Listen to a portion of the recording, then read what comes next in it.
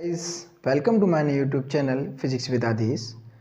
तो आज की इस क्लास में हम लोग जो हमने पिछली क्लास में कूलम्ब्स ला के हम लोगों ने फार्मूले वगैरह पढ़े थे, उसी फार्मूले बेस्ड आज कुछ क्वेश्चंस हम लोग करेंगे। तो एक क्वेश्चन मैं लगवाऊंगा, उसी क्वेश्चन में 2-3 पार्ट करके बहुत सी चीज़ों को मैं क्लियर कर दूंगा। तो चलिए हम लोग स्टार्ट करते हैं।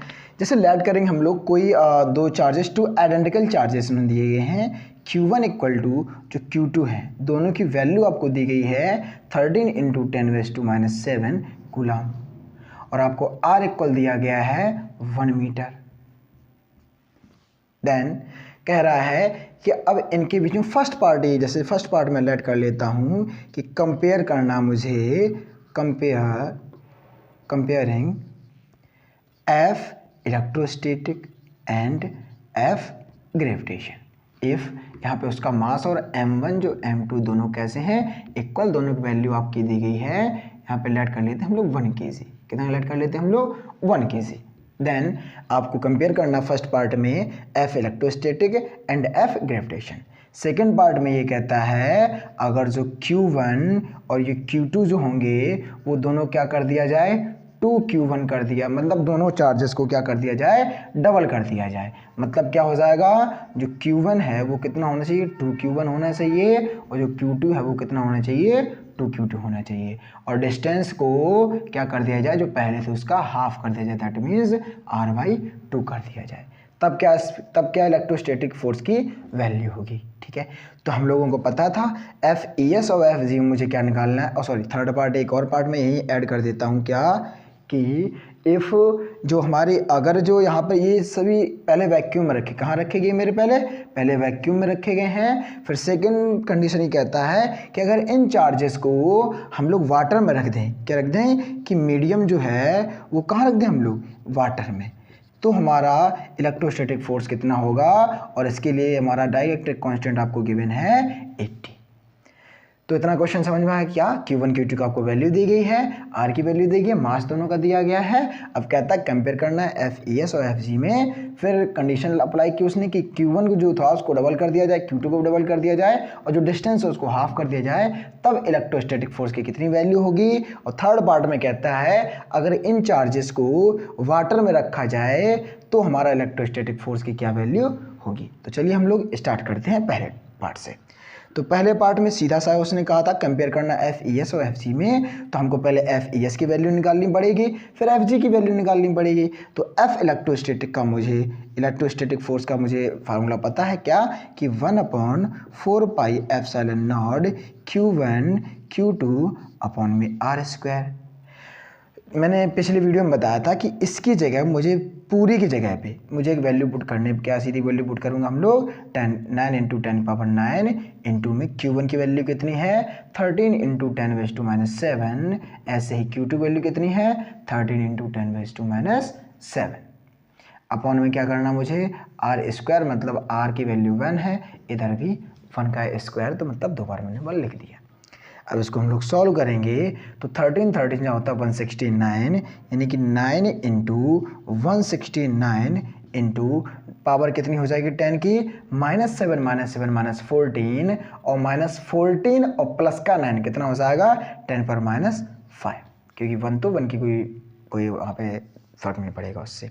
इसको मैं सॉल्व करूँगा तो 9 9 81, और ये तुम्हारा 62 हो गया, 9 15 हो गया, इंटू में 10⁻⁵ आ गया। इसको हम लोग अगर स्टैंडर्ड फॉर्म में कन्वर्ट करेंगे, क्या करेंगे हम लोग, अगर स्टैंडर्ड फॉर्म में कन्वर्ट करेंगे तो हमारा क्या आ जाएगा आंसर 1.521। स्टैंडर्ड फॉर्म का मतलब ये होता है कि एक डिजिट बाद पॉइंट लगा दी जाए। अभी पॉइंट कितने डिजिट इधर आया, 1 2 3 डिजिट इधर आया है। तो जब हम लोग उसको सॉल्व करेंगे तो 10 की पावर -5 थी, इंटू में 10 की पावर 3 का मल्टीप्लाई, क्योंकि डिजिट इधर से आ रहा है, तो 10 की पावर 3 का मल्टीप्लाई करेंगे हम लोग, तो कितना आ जाए 10⁻⁻2 न्यूटन मेरा हो गया आंसर। तो यानी कि F इलेक्ट्रोस्टैटिक मेरा कितना निकल आया 1.521 अपॉन में 10 की पावर -2 निकल आया न्यूटन। ठीक है, ऐसे ही हम लोग F ग्रेविटेशन निकाल लेते हैं। हम लोग F ग्रेविटेशन सीधा फार्मूला आपको पता होता है FG का, कि capital G m1 m2 upon में R² होता है, कैपिटल जी की वैल्यू आपको पता ही होगी 6.67 इंटू 10⁻⁻11 इंटू में m1 और m2 की वैल्यू कितनी है 1 है, तो 1 इंटू 1 मैंने कर दिया। आर स्क्वायर की वैल्यू कितनी है, तो 1 इंटू 1 कर दिया।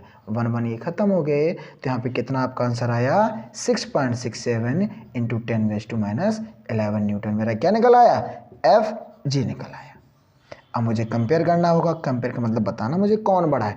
तो सीधा सा आपको अलग से दिख रहा होगा जो एफ इलेक्ट्रोस्टैटिक है वो उससे ज़्यादा कितना, तो देखिए आप यहाँ पे 10⁻11 है, यहाँ पे 10⁻2 है, कुछ ज़्यादा ही बड़ा है ना। तो हमारा कंपेयर करने पे क्या निकल आया कि एफ जी जो है, सॉरी एफ इलेक्ट्रोस्टैटिक जो है वो much greater than F gravitation. तो ये मेरा फर्स्ट पार्ट इस तरीके से सॉल्व हो जाता है। कुछ नहीं मैंने किया, बस मुझे एफ ई एस का सीधा फार्मूला पता था, मैंने वैल्यू पुट की, सॉल्व करके एफ इलेक्ट्रोस्टैटिक पहले निकाल लिया। फिर एफ ग्रेविटेशन मुझे फार्मूला पता, फर्स्ट हम लोगों ने पढ़ा था capital G m1 m2 upon R square, जहाँ जी जो होता है वो यूनिवर्सल ग्रेविटेशन कांस्टेंट होता है जिसकी वैल्यू 6.67 इंटू 10⁻⁻11 होती है। मैंने m1 m2 आर स्क्वायर सभी की वैल्यू मैंने पुट की, तो मेरा एफ जी इतना निकल आया।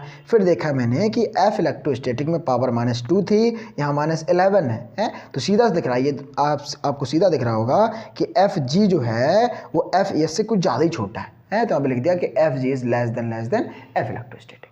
ठीक है, तो मतलब इसको हम लोग पढ़ेंगे कैसे कि F electrostatic much greater than F gravitation. तो फर्स्ट बार हमारा इस तरीके से कंप्लीट होता है। ठीक है, चलिए हम लोग अब सेकंड पार्ट क्या सॉल्व करेंगे हम लोग। सेकंड पार्ट यहाँ मैं सॉल्व कर देता हूँ।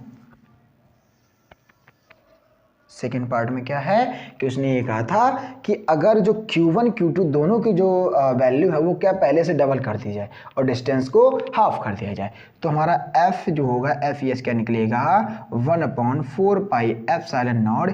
इसकी पूरा ना लिख के यहाँ हम लोग स्मॉल के भी लिख सकते हैं, स्मॉल के भी लिख सकते हैं, और यहाँ पे capital Q1 capital Q2 upon में आर स्क्वायर होगा। इक्वल क्या हो जाएगा कि k की वैल्यू कितनी थी 9 इंटू 10⁻9 हो गया। एक मिनट रुकिए आप यहाँ पे k हो जाएगा, Q1 की वैल्यू कितनी है 2Q1, इसकी 2Q2 है, तो क्या हो जाएगा 2Q1 2Q2 अपॉन में आगे क्या रखेंगे हम लोग r/2 का होल स्क्वायर। जब इसको हम लोग सॉल्व करेंगे 2 2 जा 4 हो जाएगा, कितना हो जाएगा 4 हो जाएगा, तो क्या आ जाएगा 4k Q1 Q2 अपॉन में r²/4। इसका स्क्वायर करेंगे तो ऊपर का r², नीचे का 4 हो जाएगा। अब ये 4 कहाँ जाएगा, ऊपर जाएगा, तो हमारा इक्वल क्या हो जाएगा 16k Q1 Q2 अपॉन में r² हो जाएगा। ठीक है, ठीक है। देखिए यहाँ पर वैल्यू चाहे तो आप वैल्यू पुट करके सीधा आंसर निकाल सकते हैं, या तो k की वैल्यू पुट कीजिए, Q1 Q2 की वैल्यू r² सबकी वैल्यू पुट करके सीधा आंसर निकल सकता है, या फिर फर्स्ट पार्ट में हम लोग उसको सॉल्व कर चुके हैं। ये देखिए यहाँ पे 1/4 इसके मैं k लिख दूँ ना, तो वही आपका पूरा बन गया। k Q1 Q2 upon r² की वैल्यू हमारी क्या निकली थी 1.521 इंटू 10⁻2। तो चाहे हम सीधी ये वैल्यू यहाँ पर पुट कर देते हैं हम लोग, तो क्या हो जाएगा 16 इंटू 1.521 इंटू 10⁻2। इसको हम लोग सॉल्व करेंगे तो 16 1 जा 16, 16 2 जा 30, ये होगा 33 हो जाएगा, और ये 3 हो जाएगा, ये हमारा 24 हो जाएगा। डिजिट कहाँ, पॉइंट कहाँ लगेगा 1 2 3 1 2 3, यानी कि 24.336 इंटू 10⁻2 न्यूटन मेरा आंसर निकल आया। मैंने कुछ नहीं किया, बस उन्होंने जो कहा मैंने वही करता चला गया। उन्होंने ये कहा था कि जो F इलेक्ट्रोस्टैटिक है वो हमको कब निकालना है, जब Q1 की जो वैल्यू है वो डबल कर दी जाए, Q2 की वैल्यू क्या कर दी है डबल कर दी जाए। ठीक है, तो मैंने क्या कि Q1 को 2Q1 और यहाँ पे Q2 को 2Q2 कर दिया, और डिस्टेंस वो आधी कर दी जाए। मैंने सीधा फॉर्मूला लिखा अपना। देखिए बाद में जो चार्ज वो कितने हुए, कैपिटल Q1 कैपिटल Q2 मैंने लेट कर लिया है, तो मैंने वही रखा, कैपिटल Q और डिस्टेंस कैपिटल R हो गई, capital Q1 capital Q2 upon r², और यहाँ पे मल्टीपल के। अब k और किसी का क्या रखूंगा मैं 2Q1, इसकी जगह मैं 2Q2 रखूंगा अपॉन में r/2 का होल स्क्वायर। जब मैंने इसको सॉल्व किया 2 2 जा कितना 4k Q1 Q2 upon r²/4। जब मैं इसको स्क्वायर करूंगा r/2 का होल स्क्वायर, तो क्या r²/4 आएगा, और इधर मैं सॉल्व करूंगा 4 ये कहाँ जाएगा ऊपर जाएगा, तो 4 4 जा कितना होगा 16k Q1 Q2 upon r²। चाहे तो आप सीधी वैल्यू रख देना k Q1 Q2 r सभी की वैल्यू, तो सॉल्व कर सके। तो उससे आसान तरीका क्या है कि फर्स्ट पार्ट में हम लोग ऑलरेडी इसकी वैल्यू निकाल चुके हैं ना k Q1 Q2 upon r² की, तो मैंने सीधी वैल्यू आप पुट कर दी, मल्टीप्लाई किया, मेरा आंसर आ गया। इसमें कोई दिक्कत नहीं होनी चाहिए मेरे हिसाब से। ठीक है, इस तरीके से फर्स्ट और सेकेंड पार्ट हमारा समाप्त हुआ। अब हम लोग चलते हैं थर्ड पार्ट की तरफ। तो थर्ड पार्ट ये कहता है, चलिए मैं यहीं इसको रफ कर देता हूँ, यहाँ पे बता देता हूँ मुझे क्या निकालना है। थर्ड पार्ट में ये कहता है कि हमको एफ वाटर निकालना है। क्या निकालना है? F water. मैंने आपको कहा था कि पिछले वीडियो में मैंने सीधे फार्मूला बताया था कि एफ मीडियम इक्वल फार्मूला होता है एफ वैक्यूम अपॉन में K होता है। क्या होता था? मीडियम का डाइलेक्ट्रिक कांस्टेंट। तो यहाँ पर एफ वैक्यूम की वैल्यू कितनी निकली हमारी? 1.521 इंटू 10⁻² तो वैल्यू मैं यही पुट करता हूँ 1.521 इंटू 10⁻² अपॉन में के की वैल्यू कितनी गिवन है हमको? 80 गिवन है। तो मैंने यहाँ पर 80 को मैं 8 इंटू 10⁻1 लिख सकता हूँ। ये 10 की पावर 1 ऊपर जाएगी तो क्या हो जाएगा? 10 की पावर -1 हो जाएगा है। तो यहाँ पर -2 -1 कितना हो जाएगा? -3 हो जाएगा। तो हमारा क्या आएगा? 1.521 अपॉन में 8 इंटू 10⁻³ हो जाएगा। इसको हम लोग सॉल्व करेंगे तो ये हमारा हो गया 19 इंटू 10⁻³ ये हमारा क्या निकला है? न्यूटन निकला है। तो इस तरीके से हमारा एफ वाटर भी निकल आया। ठीक है, उम्मीद है कि आपको समझ में आया होगा। फर्स्ट पार्ट वाला सिंपल था, उसमें एफ एस निकाला, एफ जी निकाला था हमने, तो दोनों बीच में कंपेयर कर दिया। इससे हमको मिला था कि F electrostatic much greater than F gravitation. Second part में जो हमसे कहा था उसने Q1 Q2 डबल किया मैंने और डिस्टेंस को हाफ किया। सॉल्व करने पे वहाँ पे सीधे मेरी एफ एस की वैल्यू निकल आई। थर्ड पार्ट में उसने ये कहा था कि जो एफ वाटर मुझे निकालना है जब उसका डाइलेक्ट्रिक कॉन्स्टेंट कितना दिया जाता है? 80 दिया गया। मैंने सीधे पिछली वीडियो में फार्मूला बताया था कि एफ मीडियम इक्वल फार्मूला होता था एफ वैक्यूम अपॉन में के क्या होता था? मीडियम का डाइलेक्ट्रिक कांस्टेंट। Okay, clear? ठीक है, तो उसका मैंने वैल्यू रखी, इतना मेरा सॉल्व होके आंसर आ गया। ठीक है, तो उम्मीद है आपको ये क्वेश्चन अच्छे से समझ में आया होगा।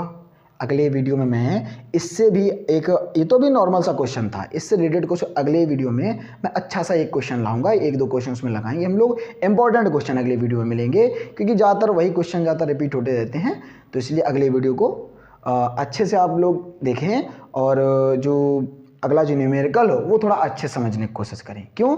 क्योंकि वो न्यूमेरिकल जो होते हैं ज़्यादातर वही आते हैं क्वेश्चन में और कुछ अलग से नहीं आता है। ठीक है, तो हम लोग आज की वीडियो में इतना ही। उम्मीद है कि आपको ये क्वेश्चन अच्छे समझ में आया होगा, आपकी कुछ चीज़ें क्लियर हो गई होंगी। अगर कोई चीज़ क्लियर ना हो तो you have comment me and I will answer you. अगर मुझे पास पॉसिबल होगा तो मैं आंसर उसका दूंगा आपसे। ठीक है, तो चलता हूँ, आज के लिए बस इतना रखते हैं। Thank you very much.